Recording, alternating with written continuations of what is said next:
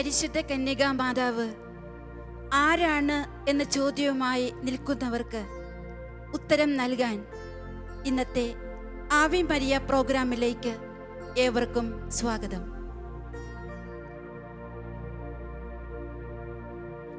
സ്വർഗത്തിൽ മിന്നിത്തിളങ്ങുന്ന നക്ഷത്രങ്ങളെക്കാളും മനോഹരമായ നിലാവ് തരുന്ന ചന്ദ്രനേക്കാളും കത്തിജ്വലിക്കുന്ന സൂര്യനേക്കാളും ശോഭയേറുന്ന മഹാരത്നമാണ് പരിശുദ്ധ കന്യകാമറിയം.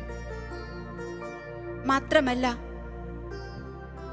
ദൈവത്തിൻ്റെ കീർത്തി പരത്തുവാൻ സ്വർഗീയ പിതാവിൻ്റെ പ്രിയ പുത്രിയായി, രക്ഷകനായ യേശുവിൻ്റെ അമ്മയായി, പരിശുദ്ധ റൂഹായുടെ മണവാട്ടിയായി ഉയർത്തപ്പെട്ട പരിശുദ്ധ കന്യകാമാതാവിനെ പിതാവായ ദൈവത്തോടൊപ്പവും പുത്രനായ ഈശോയോടൊപ്പവും പരിശുദ്ധ റൂഹായോടുമൊപ്പം അമ്മയുടെ നൽ ചെയ്തികളെ ലോകത്തിനു കാണിച്ചു തന്ന ദൈവപിതാവിന് നന്ദി പറഞ്ഞുകൊണ്ട് അമ്മയുടെ സൽപ്രവൃത്തികളെ മഹത്വപ്പെടുത്തിക്കൊണ്ട് നമുക്ക് അമ്മയെ വർണ്ണിച്ച് വാഴ്ത്തിപ്പാടാം.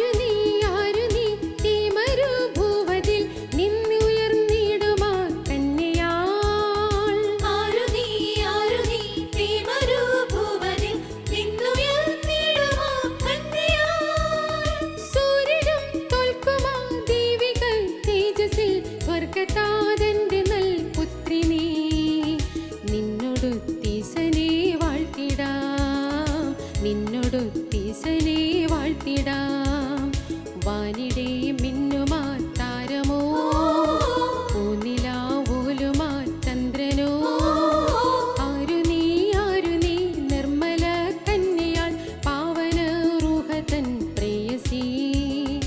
ആരു നീ നിർമ്മല കന്യയാൾ പാവന റൂഹതൻ പ്രേയസി.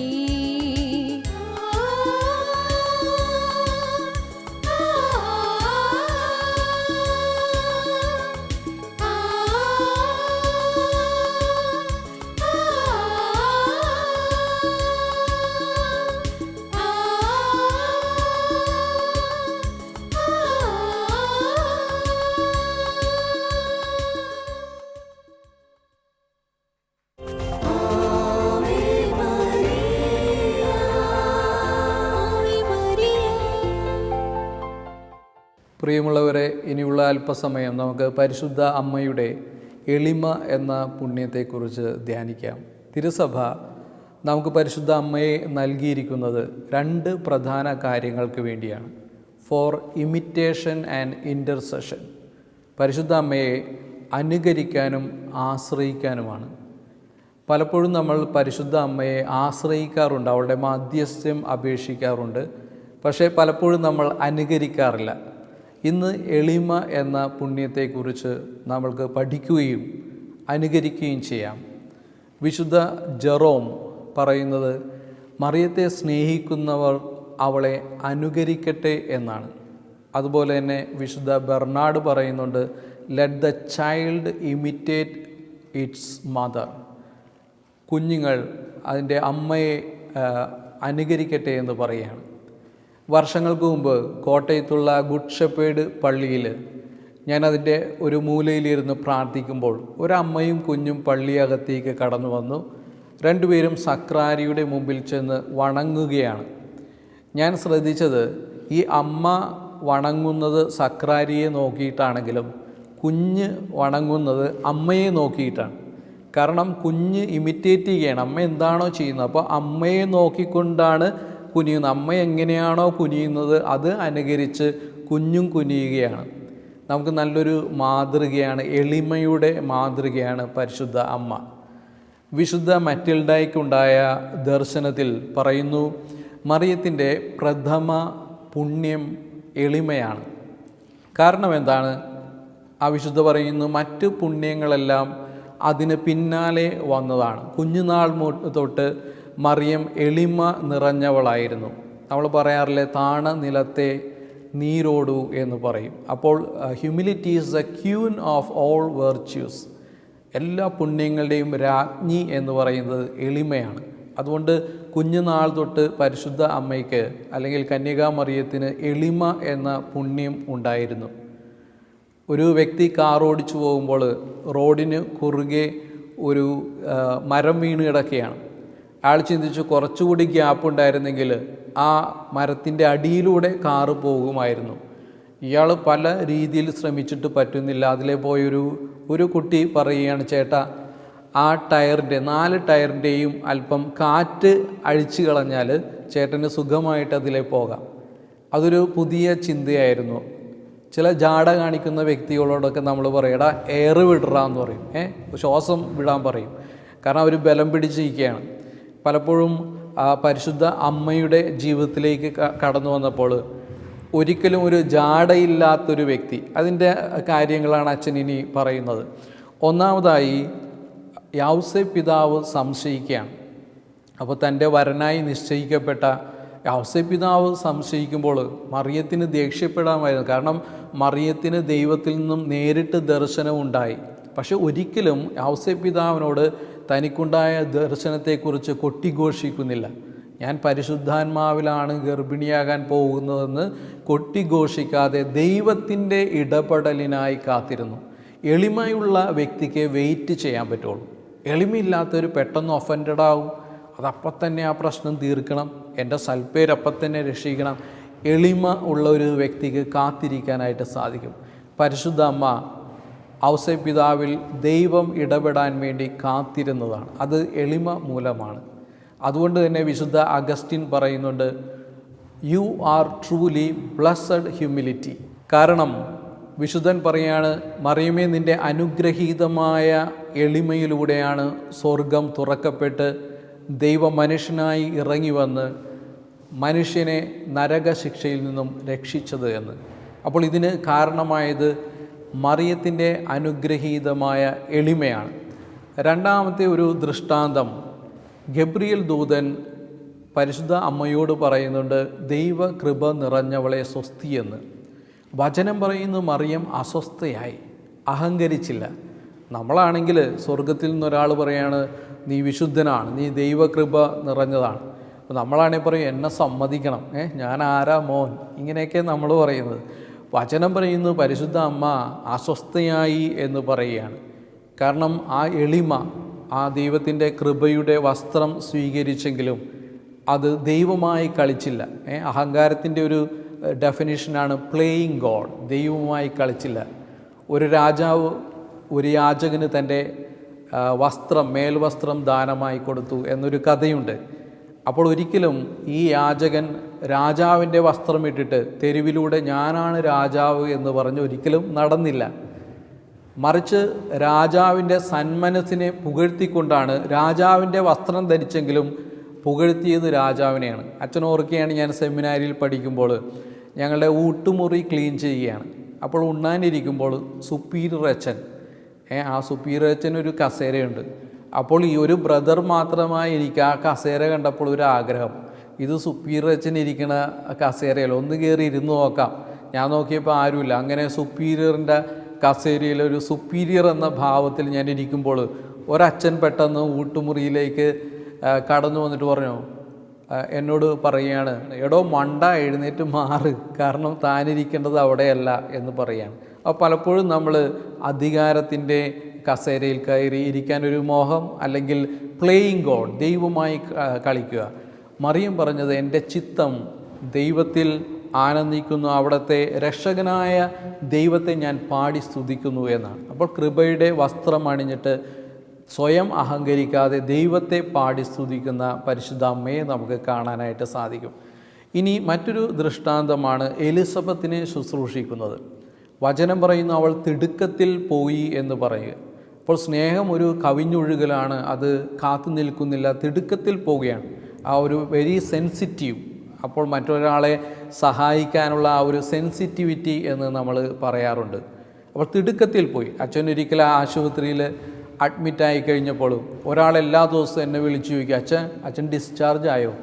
അപ്പോൾ ഞാൻ പറയില്ല. ഓ ഭാഗ്യം, ഞാൻ ഇന്ന് വരാനിരിക്കണമായിരുന്നു, പറ്റിയില്ല, പക്ഷെ നാളെ വരാട്ടാ. പിറ്റേ ദിവസം ഇദ്ദേഹം ചോദിച്ചു, അച്ഛൻ പോയില്ലല്ല, ഡിസ്ചാർജ് ആയില്ല. അപ്പോൾ എല്ലാവരും ആഗ്രഹിക്കുന്നത് ഞാൻ ഡിസ്ചാർജ് ആകാൻ വേണ്ടിയാണ്. ഇദ്ദേഹം ഡിസ്ചാർജ് ആകാൻ ആഗ്രഹിക്കുന്നില്ല, കാരണം അദ്ദേഹത്തിന് എന്നെ സന്ദർശിക്കണമെന്നുണ്ട്, പക്ഷേ സമയം ഇല്ല. എല്ലാ ദിവസവും നീട്ടി അവസാനം ഞാൻ ഡിസ്ചാർജ് ആയെന്ന് കേട്ട് ഞാൻ ആശ്രമത്തിലെത്തിയപ്പോൾ അദ്ദേഹം ആശ്രമത്തിൽ വന്ന് എന്നെ കണ്ടിട്ട് സോറി പറയുകയാണ്.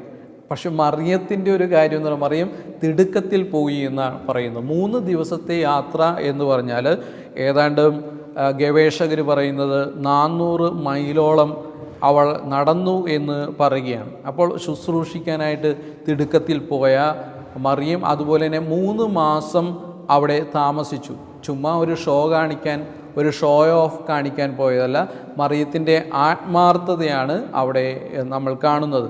അപ്പോൾ എലിസബത്തിനെ സന്ദർശിക്കാൻ പോയി എന്ന് വചനം പറയുമ്പോൾ നമ്മൾ മനസ്സിലാക്കേണ്ടത്, മറിയം തൻ്റെ സ്വാർത്ഥതയുടെ ചട്ടക്കൂടിൽ നിന്നും താൻ ദൈവത്തിൻ്റെ അമ്മയാകാൻ പോകുന്നു എന്നുള്ള ആ ഒരു ചിന്തയിൽ നിന്നും പുറത്തേക്ക് വന്ന് അകത്തിൽ നിന്നും അപരനിലേക്കൊരു യാത്രയാണ്, ഒരു എക്സോഡസാണ്, ഒരു പുറപ്പാടാണ്, തന്നിൽ നിന്നും അപരനിലേക്ക് പോകാനായിട്ടുള്ള ആ ഒരു എളിമ. ഇനി അവസാനമായിട്ട് നമ്മൾ കാണുന്നത് മറിയത്തിൻ്റെ എളിമയുടെ മറ്റൊരു ഉദാഹരണമാണ്.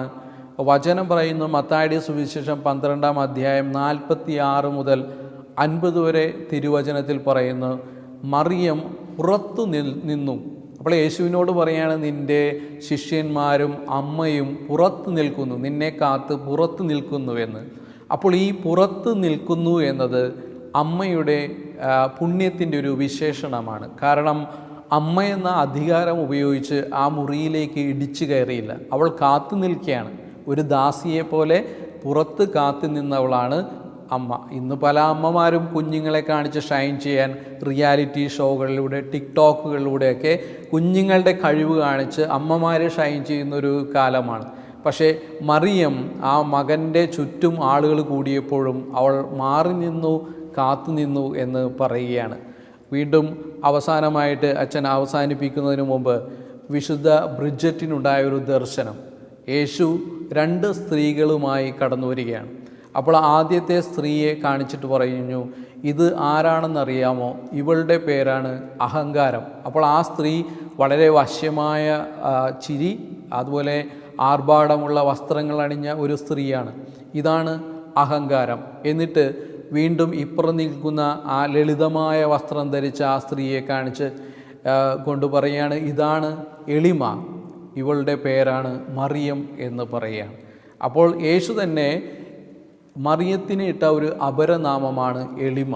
എളിമയുടെ നിറകടമേ ഞങ്ങൾക്ക് വേണ്ടി പ്രാർത്ഥിക്കണമേ എന്ന് നമ്മൾ ചൊല്ലാറുണ്ട്. സ്നേഹമുള്ളവരെ, ഈ ദിവസം നമ്മൾ മറിയത്തിൻ്റെ എളിമ എന്ന പുണ്യത്തെക്കുറിച്ച് ധ്യാനിക്കുക മാത്രമല്ല, നമ്മുടെ ജീവിതത്തിൽ അത് പ്രാവർത്തികമാക്കുവാനായിട്ടും നമുക്ക് ശ്രമിക്കാം. ദൈവം നമ്മളെ പരിശുദ്ധ അമ്മ വഴി ധാരാളം അനുഗ്രഹിക്കട്ടെ. ആമേൻ.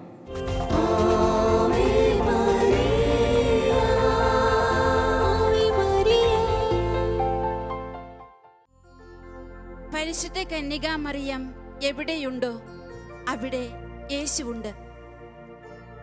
യേശു എവിടെയുണ്ടോ അവിടെ പരിശുദ്ധ മാതാവുണ്ട്. പരിശുദ്ധ മാതാവും ഈശോയും എവിടെയുണ്ടോ അവിടെ ജപമാല ഭക്തരുണ്ട്. അപ്പോൾ പിന്നെ പരിശുദ്ധ കന്യകാ മാതാവ് യേശുവിൻ്റെ മാത്രം അമ്മയല്ല, മറിച്ച് ആരൊക്കെ ജീവിതത്തിൽ ഒത്തിരിയേറെ നൈരാശ്യങ്ങൾ പേറി പ്രതീക്ഷയോടെ അമ്മയുടെ അടുത്തേക്ക് കടന്നു വരുന്നുവോ, ആരെല്ലാം അമ്മയെ വിളിച്ചപേക്ഷിക്കുന്നുവോ, ഭക്ത്യാദരവോടെ ആരൊക്കെ അമ്മയെ വിളിച്ചപേക്ഷിക്കുന്നുവോ അവർക്കെല്ലാം പരിശുദ്ധ കന്യകാ മാതാവ് ഈശോയെപ്പോലെ സ്വന്തം അമ്മയാണ്. ഉള്ളിൻ്റെ ഉള്ളിൽ ആത്മസുഗന്ധം നിറച്ച് സ്നേഹബന്ധത്തിലൂടെ ആത്മനാഥനുമായി ഒന്നായി ചേരാൻ പരിശുദ്ധ കന്യകാ മാതാവ് സഹരക്ഷകയാണെന്ന് തെളിയിച്ചുകൊണ്ട് അമ്മയുടെ ചാരെ നമുക്ക് ജപമാല മണികൾ ഉരുവിട്ടുകൊണ്ടിരിക്കാം. പ്രത്യാശ പകരുന്ന ഈ ഗാനവരികൾ നമ്മുടെ ഹൃദയത്തിലേക്ക് സ്വീകരിച്ചുകൊണ്ട് നമുക്കും ഏറ്റുപാടാം.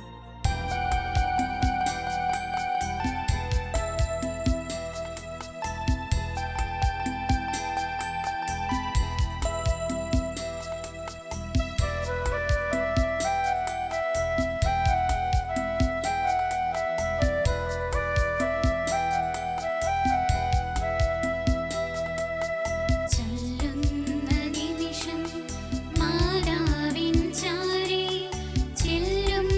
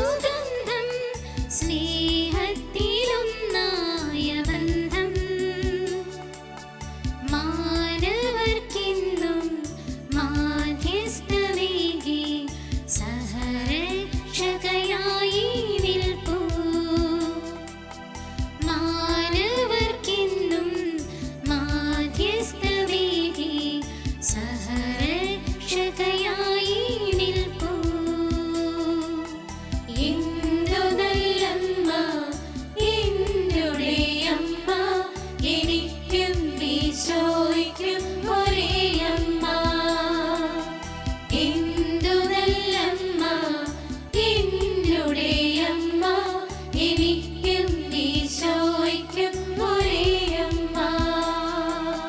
ചൊല്ലുന്ന നിമിഷം മാതാവിൻ ചാരേ ചെല്ലുന്നു ജപമാല വഴിയാ.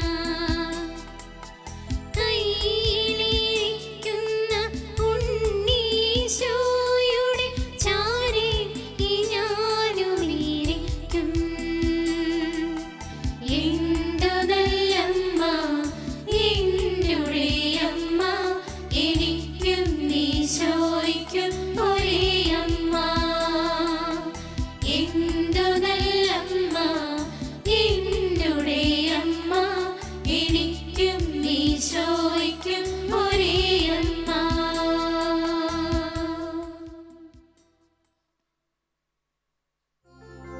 നമുക്കെല്ലാവർക്കും ഒരുമിച്ച് പ്രാർത്ഥിക്കാം. പരിശുദ്ധ കന്യകാ മാതാവേ,